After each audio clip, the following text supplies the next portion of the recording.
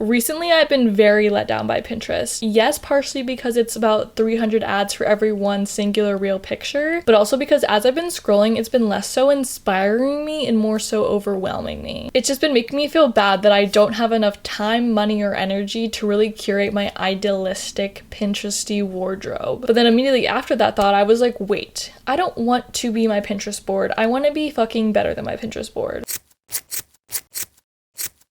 I decided to go thrifting the other night in the midst of all my holiday shopping so I could bring myself some of my own joy instead of just thinking about how much money I'm spending on everyone else, which I don't mind, I promise. And before I went, I decided that I really wanted to find a piece that I know would be a great part of my wardrobe and avoid buying pointless shit that I'm probably never going to touch again because I actually don't even like it that much. So today I wanted to share some of my tips that I feel like really help me feel satisfied and happy about the clothing that I buy and wear and make me feel very authentic to myself and even better than anything that I could find on Pinterest. And we're gonna do it while I thrift flip because I think thrift flipping is one of the ways to make thrifting so fun. After you flip, you have your own unique little piece. You don't have to thrift flip with me, but maybe it'll give you some inspiration. First things first, let's talk about what motivates your style and think about what buying a certain piece will contribute to it, and also what motivated me to buy these fuck-ass shorts, honestly.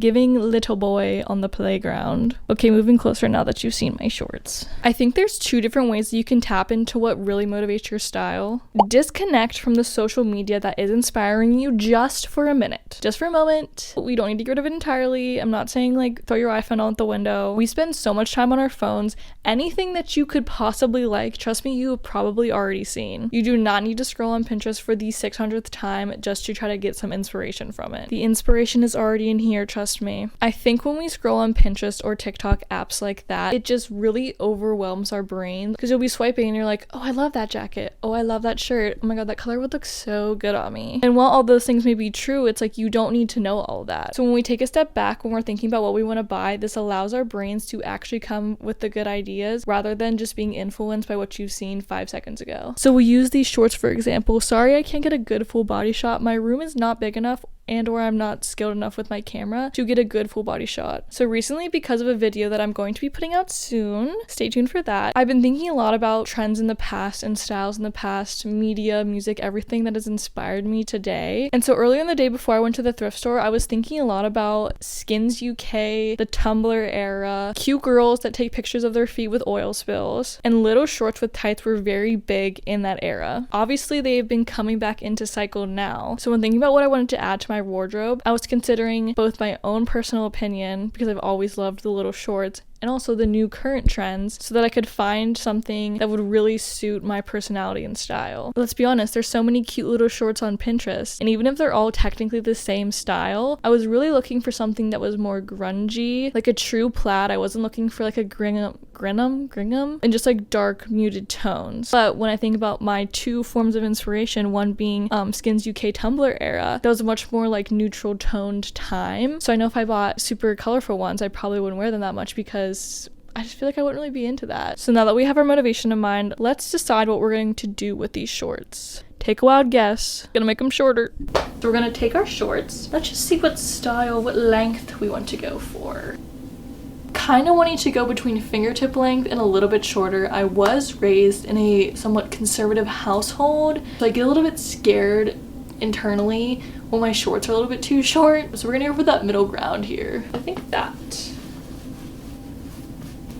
Not gonna lie, I was slightly tempted just to keep them really long because I think they're kind of funny, and I think that they would look weirdly kind of good if I had like a big hoodie on, sort of like skatery, but I don't know how to skateboard, and honestly it scares me, so let's just go with the safe bet. So while we do our pinning on our little shorts, let's talk about the next tip I think that is really good to help you find your personal style, motivation, and personality. Let go of the idea that you're going to find your dream wardrobe and thinking that as soon as you get that last piece, your wardrobe will finally be complete, because it's not going to. Fashion is an ever-changing projection of our personalities. One day you could buy a shirt and then 3 days later you could think that you fucking hate it. I hope you don't change your mind that fast. Regardless of that, if you reframe your thinking of having this end goal of like now I'll finally be fucking fashionable. And instead thinking about how fashion is just an ever-evolving representation of yourself, you will feel so much more confident in your clothes of the past, present, and future. We've all seen those videos of people talking about their fashion evolving and how they're like, ew, how the fuck did I wear that in 2020? I feel like it's a disservice to not consider that,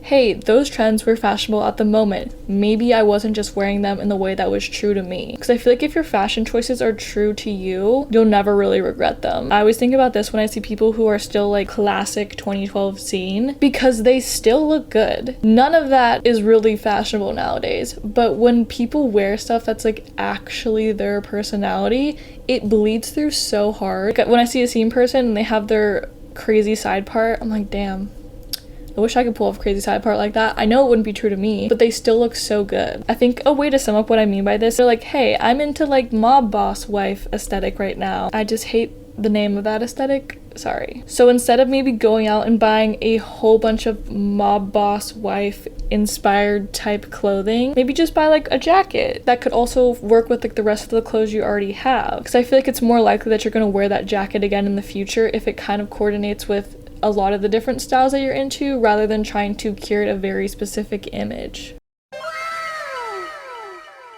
Alright, I have them all pinned up. Don't mind me walking like a baby. I don't want to poke myself in the ass.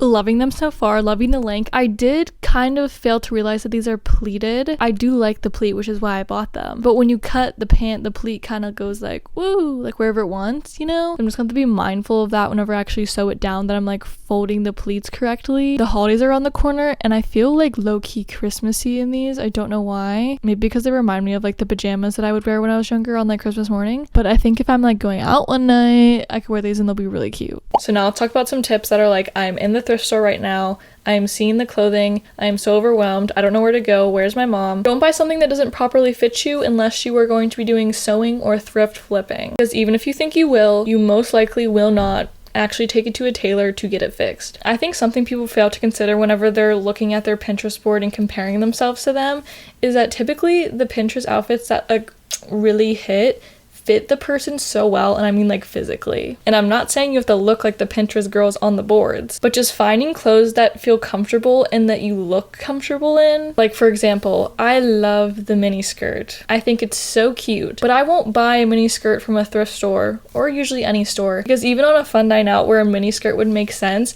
I always think that they look so weird with like my knees. Kind of a random thing to be insecure about. But I know that even if I find like the cutest outfit to ever exist, I'm still gonna be like, but wait, it doesn't look like, just because I understand my body and my preference for what I'm wearing. So I guess maybe less so wearing stuff that fits, but stuff that you know you prefer. The next one, when you're in the store, have a very, very specific thought in mind what you want to get, or have absolutely no vision at all. Because once you see all the clothes, you're like, so like being on Pinterest, it's like, I'm so overwhelmed right now, I don't know where I'm going. But like I said earlier, with these shorts, I had a very specific vision in mind. So whenever I was looking through the clothes, I wasn't getting my attention caught up by like, wow, it's a really cute dress. I was like, we need to find plaid in a short form or like a pant form that I can cut. And the outcome of that was I found a short that I really, really liked, instead of ending up with like 3 pairs of shorts that I like sort of wanted. In the second half of this, where it's like no vision at all, by this I kind of mean like having an open mind to things that you might not necessarily wear, or things that you might not be currently pinning at the time. Because who knows, maybe you are super into little black tops with flowy pants at the moment, but you might just see a really cute yellow top that you try on and you're like, wow, this fits me so well, this complements my skin. And then you'll be able to open a whole new door of outfits that you might not have even considered at the time. Next one, the hunt is kind of what makes it fun. I think this idea helps us not overconsume, because if you aren't buying things that are just somewhat close to what you think you'd like, first of all, you're not spending that money, but also you're putting yourself in the mindset to be really particular about the clothes that you are buying. Because if you have to hunt for something for maybe 3 weekends, that's 3 weekends where you have time to think about what you want to buy, and maybe even realize that you don't even want that, which opens the door for one day being in a store, swiping your hand, pulling it out of the rack, and you see, oh, this is the exact thing that I was looking for. Maybe the heavens won't open up, but I do think that you will have that light bulb moment where you're like, finally, I have come full circle with searching for this item.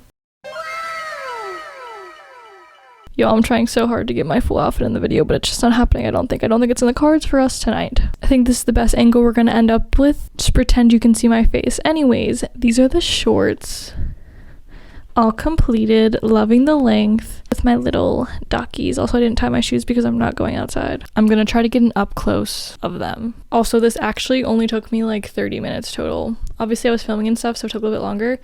But to make the shorts, dead ass 30 minutes. Granted, they were already shorts, but I'll take that as a win. Usually takes me like 3 hours to do anything. I guess to kind of sum it up, these tips aren't really for like finding the perfect wardrobe, but more so to help you reframe your thinking, because you're always going to be dissatisfied if you're comparing yourself to the millions and millions and millions of pictures that exist online. Because I know if you find the pieces that you are truly satisfied with, you will always be able to make them into a cute outfit that if you were to post on Pinterest, you would feel proud of, and you would think, that is even better than the inspiration I got it from. And you'll be able to sleep easy at night knowing that your style cannot be replicated.